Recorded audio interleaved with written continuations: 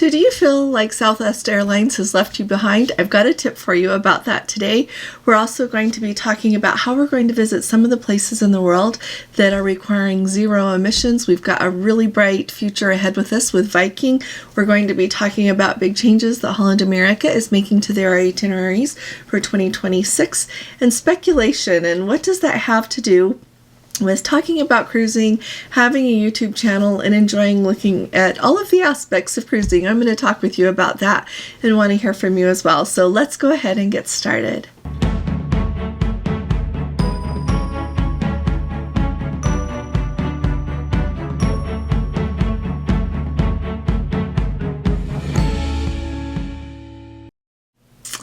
Hi there, this is Allison with Let's Go Travel Tips. If you haven't subscribed to our channel yet, will you please click on that subscribe button?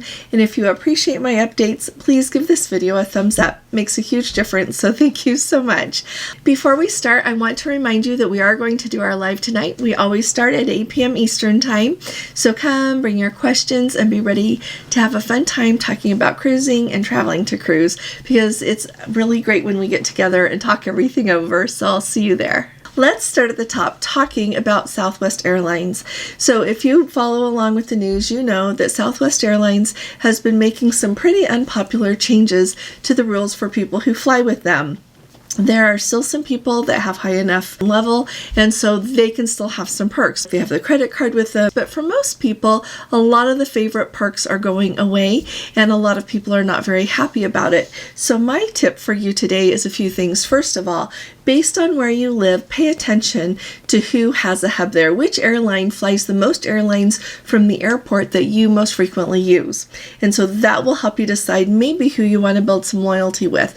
The second thing is look around not only at who flies the most, compare the different, like maybe the airline that takes the second most flights from your main airport there. And take those two airlines, compare what their average fares are, and then look at what perks their credit cards offer so that you can build your points to apply towards miles, however you want to do that to kind of hack the system for when you travel.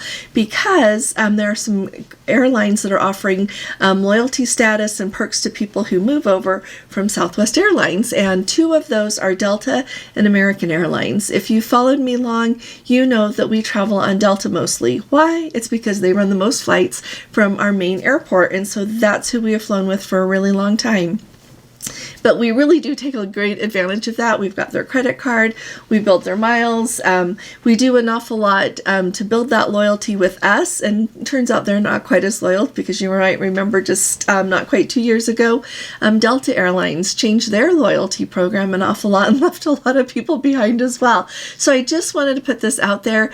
If you're not quite as happy with Southwest as you were before, you've got options, and go ahead and vote with your dollars, but don't cut off your nose to spite your face. That's always an important thing to remember. Alrighty, let's talk about Viking for a minute. You know that I talk about Viking here and there. I'm really excited to try Viking out this summer on a river cruise. Next up, I need to try Viking Ocean. The really big news from Viking these days is that they have on order from the Fincantieri shipyard in Italy 2 hydrogen-powered ships. That means they will be zero emissions, and not just zero emissions. Sometimes they're going to be zero emission ships. And you might wonder, what's the big deal with this? And how big is that ship going to be anyway? So the 2 ships that they have got on order are going to be the same size as their regular ocean ships. So they are going to have 499 cabins on board. So that means they can host 998 guests on board. They are going to be able to travel to all of the places in the world where either cruise ships have not been able to go because of the emissions impact that they would have on that place, as well as to different ports that have all changed their rules, especially recently, to not allow ships to come that have emissions at all. One of the places that really sticks out in my mind is Granger Fjord. So Granger Fjord there in Norway, Gorna and I did get to go there. We went there on the Sapphire Princess in 2018 when we did a Land of the Midnight Sun cruise, right? During that summer solstice. Magnificent. We need to do that again together sometime. But anyway, we did that then. But starting in 2025, Norway has made the rule that the ships going in and out of Grandeur Fjord have to be zero emissions. Now, they don't have to be zero emissions for the entire voyage, but for the time they are in Grandeur Fjord, they have to be zero emissions. This has cut out a lot of the traditional cruise ships. And so it's really exciting when we hear someone talking about hydrogen.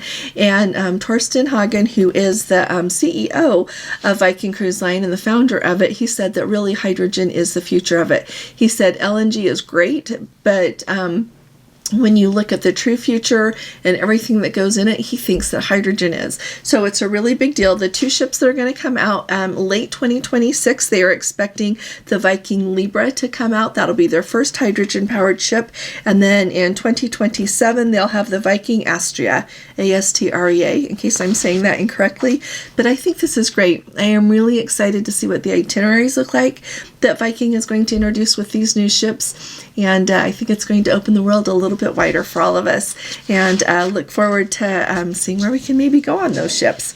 So with all this exciting news coming out about Norway and the places they're going to be able to go with this zero emissions, tell me in the comments, where are some of the places that have been on your bucket list that maybe you never thought a cruise ship could go, and does this make you want to try Viking?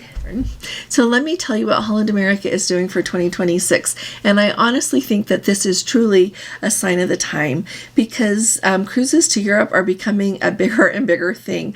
The cruise season there in Europe is already being extended on either end, and Holland America has just announced that for their 2026 season, they are extending their European season by 6 weeks.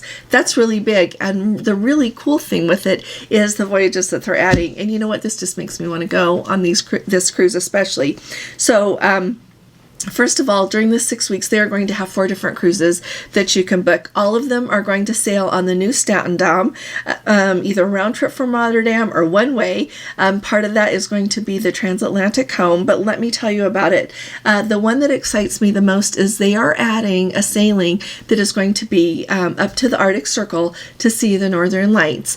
And 2026 is being projected as an excellent year for activity for the Northern Lights, for the Aurora Borealis, for all of that. 2026 is supposed to be a very active year for that, so it's a superb year to get to go see the Northern Lights. Now, we went and saw the Northern Lights in 2023, and it was fantastic, absolutely wonderful.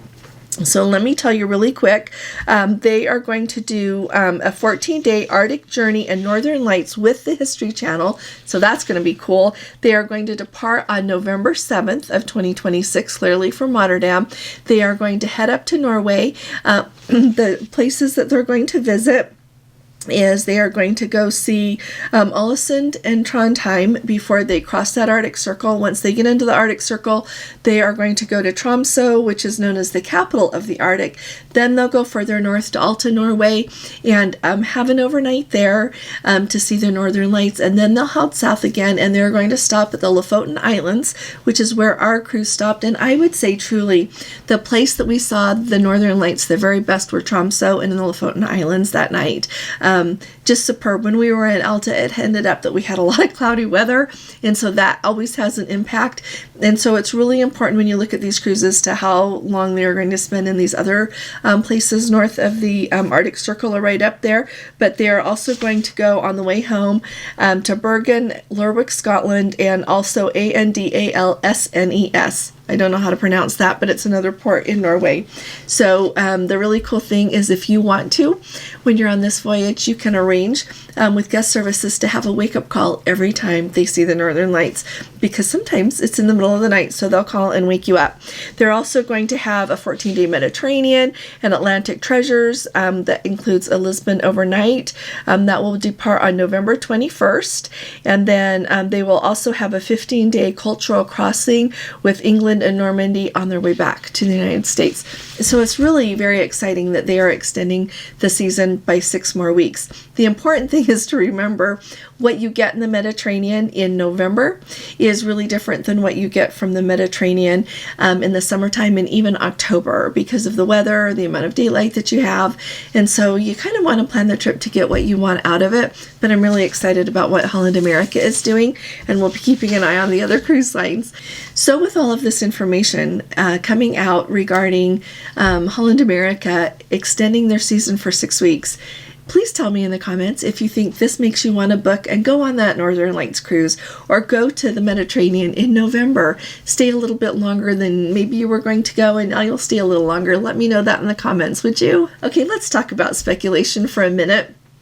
And the reason this came to my mind is I watch a lot of YouTube channels about cruising and about other things. And as I watch and listen to a lot of people, it's really interesting to me because some stick to facts. That's me. That's just me for the most part. But a lot of people just kind of speculate and make up things as they go. And sometimes it's really hard to find that blurred line between what's a fact and what's their opinion, and how to navigate all of that. And we get that sometimes. All of you come to our live, you put comments and ask questions, and sometimes it really is an opinion. Sometimes you have to say, well, maybe they're going to do this or maybe not. But I've been thinking a lot about speculation, and you know what? It's a lovely way to pass the time sometime, and it gives us ways to think about things in ways we wouldn't think of them otherwise. And so I thought it might be kind of fun here if we talked about some things that would be kind of fun to talk about with cruising.